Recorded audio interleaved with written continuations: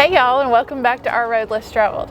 We are slowly making our way to Florida, and we hope that everyone had a Merry Christmas and hope that you're going to have a very Happy New Year.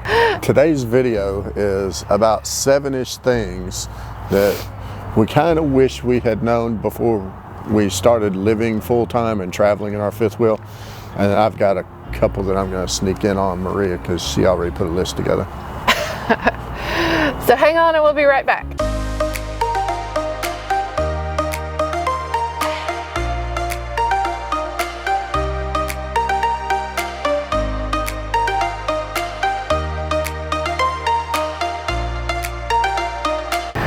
So the first thing is managing our expectations.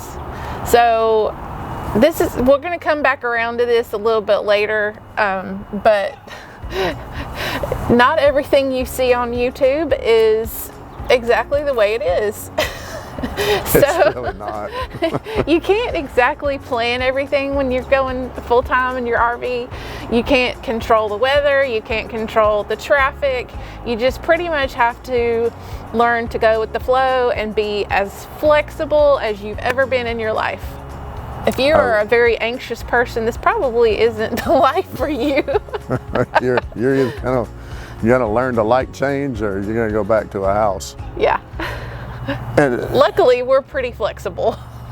Yeah, we were never really big on planning anyway, and every time we tried to plan something, it didn't just get kinda moved, it got blown out of the water. I mean, we would plan something in Georgia and have to be in California 3 days later. Yeah. So we just quit planning stuff, and yep, we just kind of mosey about now. Yeah. If you're watching YouTube and you're looking to others to feed you information on, what kind of stuff you need and all these different gadgets and things for your RV, don't buy all the things right away. Yeah, matter of fact, I would say don't buy anything. Yeah. It's more important to focus on the rig, which we'll come back to that. But once you get the rig, the only things you absolutely have to have, the rig should come with a power cord, so you don't have to worry about that. Beyond that, the only thing you need is a sewer hose, a water hose. I'm gonna say a surge protector because we've been in some campgrounds with some pretty bad power, and I would hate to tear up the electronics in a rig. Yeah.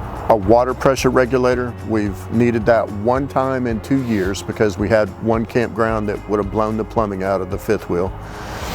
And then a water filter.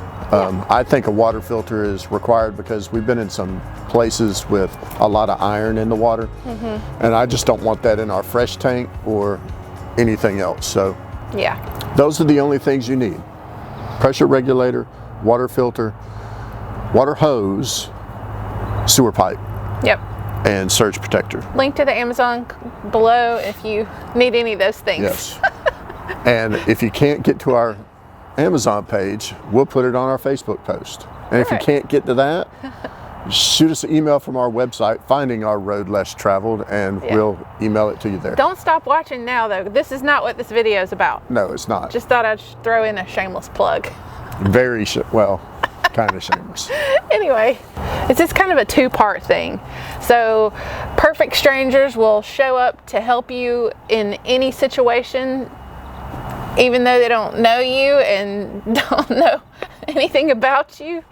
And then you might end up being lifelong friends. Pete and Lisa. We've made more friends in the past 2 years of living in our fifth wheel than we did our 30 years of being married. Right. And that's the second part, is making friends is actually easier in RV life than it is in regular everyday life. I guess because you're changing neighbors so often and you're being intentional about making friends and stuff like that. Well, you still have to be intentional about it. I mean, if you're a hermit and stay in your fifth wheel, the odds are you're probably not going to meet anybody. But you already know that you're going to have something in common with them because you both love RVing. Right. Theoretically. But the RV community is the best community. Hands down. Yeah. Let's touch on the reality of YouTube and RV channels. Most of it's the highlight reel. Right. That's kind of what we're saying. It's not all the highlight reel because we show the good and the bad. We don't show a lot of bad. We show more everyday stuff than actual travel. This is an amazing place to go. And everywhere you go is not beautiful, and No. it's not always something you want to film. We've been stuck in places for 2 weeks to where we couldn't even film ourselves, let alone where we were staying. Yeah.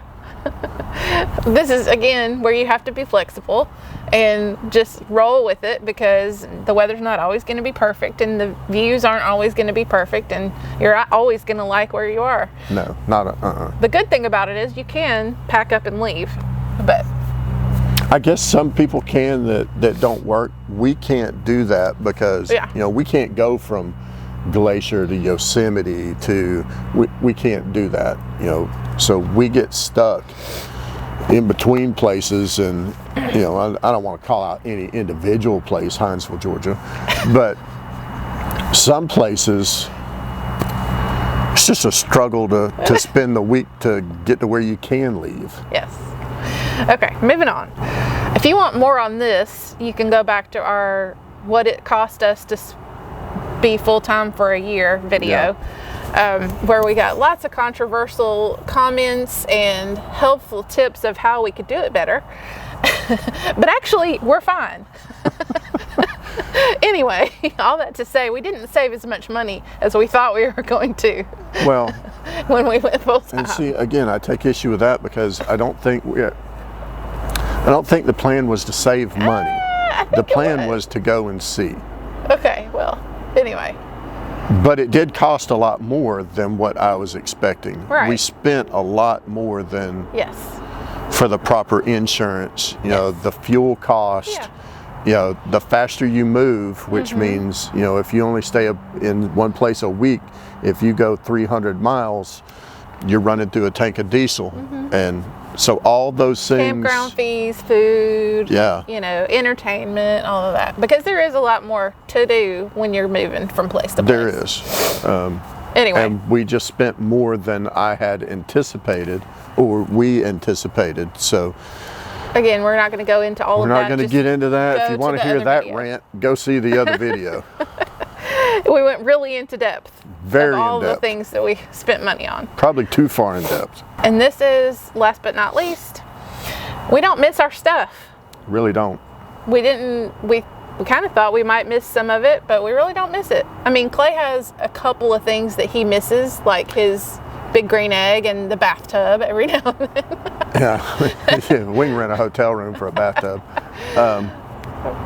But all that memorabilia, all the things that you thought were sentimental about, that you collected for all those years. And before anybody asked, we did put some stuff in storage, just not a lot of stuff. Like, family photos. Yeah. We don't have any furniture or any big stuff in there at all. It's a 5x5 storage unit. Yep. And we haven't even, I don't even remember what's in there. Nor do I really care.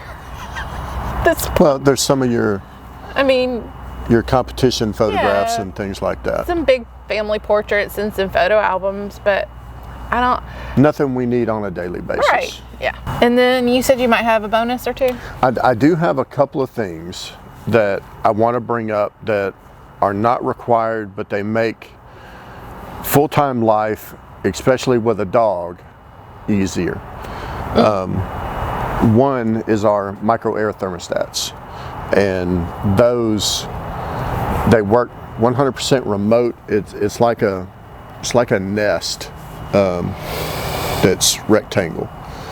Okay. So we can see what the temperature of the fifth wheel is. If we leave Stella in it, we can make sure the power doesn't cut off any of that. The other is a good hitch. We replaced the Rhino box that was on our fifth wheel with a Gen Y executive gooseneck. The ride is way better, and we got the truck bed back.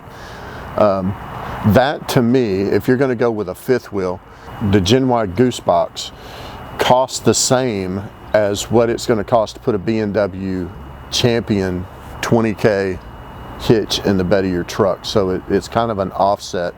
You're going to spend the money either way.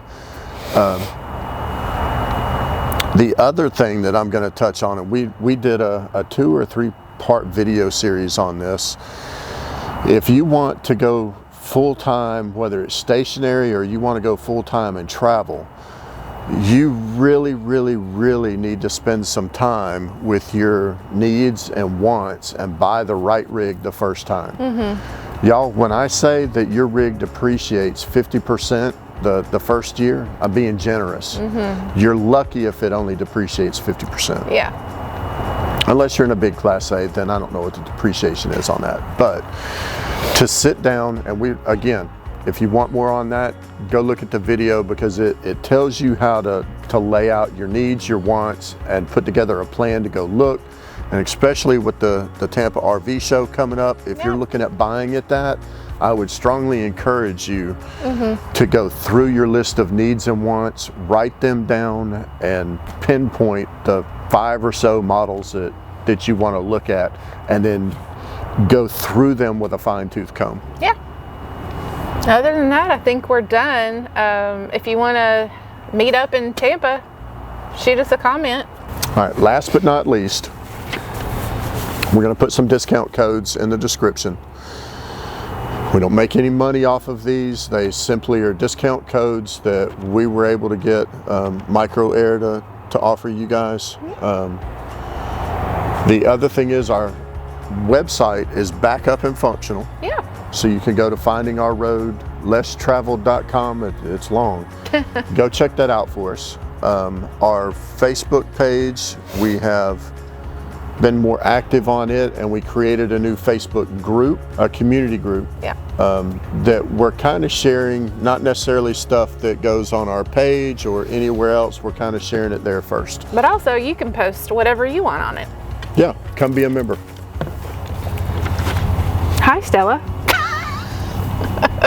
Stella says we're done.